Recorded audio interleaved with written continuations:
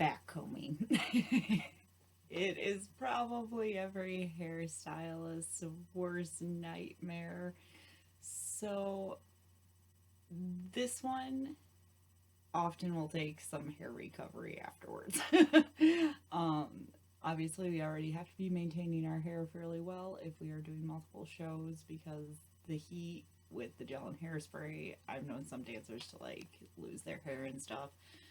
Backcombing also requires certain maintenance, i.e., heavily conditioning afterwards and making sure that your hair is in a good state even before you do it. Unfortunately, this is a style for especially dancers in the horror realm. It is a way that we completely mess up our hair to make it part of our character. So it's something that dancers should know how to do. Now, like I said, the aftermath will entail a lot of detangling and making sure that your hair is conditioned and happy again. So I purposely saved this one for last because that's what I will be doing after this. So to give a little bit of a demonstration, I've done the zigzag around and my hair is just partially up. This zigzag design was not meant to be pretty. It is not meant to be like even. It's meant to be jagged and ratty looking.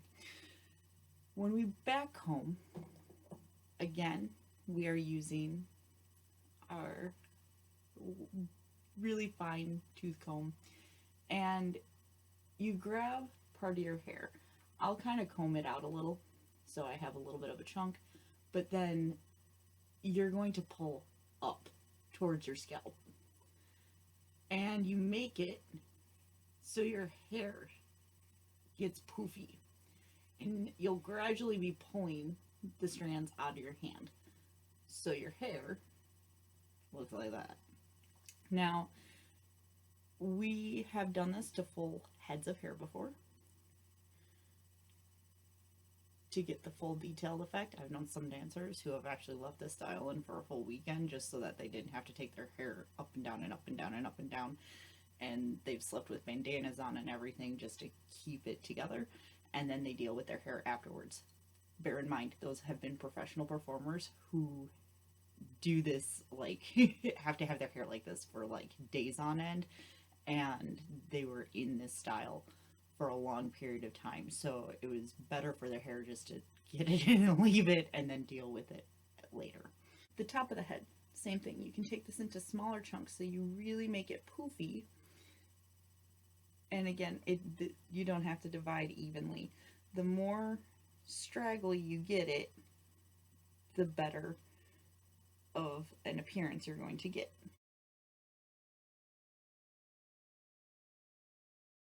Also, when you're doing this, you are not likely to want to keep this area smooth, so you can grab a little bit and roughen that up and grab little chunks with the fork side and straggle that too.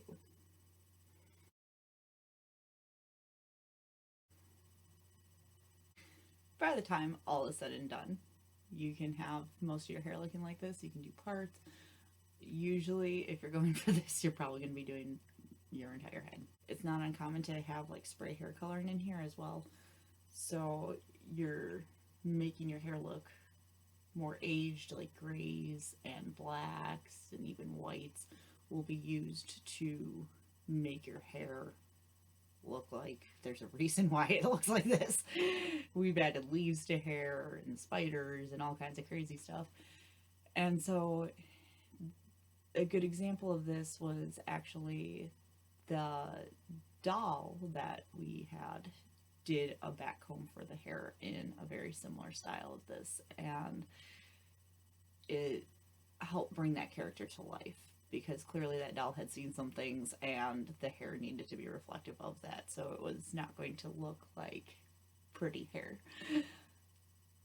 Like I said, after all of this, you have to be really careful in how you take this back out, in which case having a wide tooth comb, having a wider brush, and starting at the ends and working your way back through very cautiously to start detangling.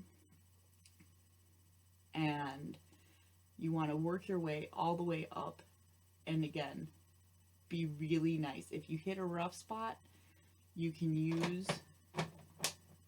the comb and gently pick it apart to make sure that you aren't just ripping your hair up. Again, even with that, like, I'll go back over and I'll do a hot oil treatment and stuff in my hair just to make sure that it is not angry. I will see you tomorrow as we go over how to clean up all of our hair supplies. I will see you then.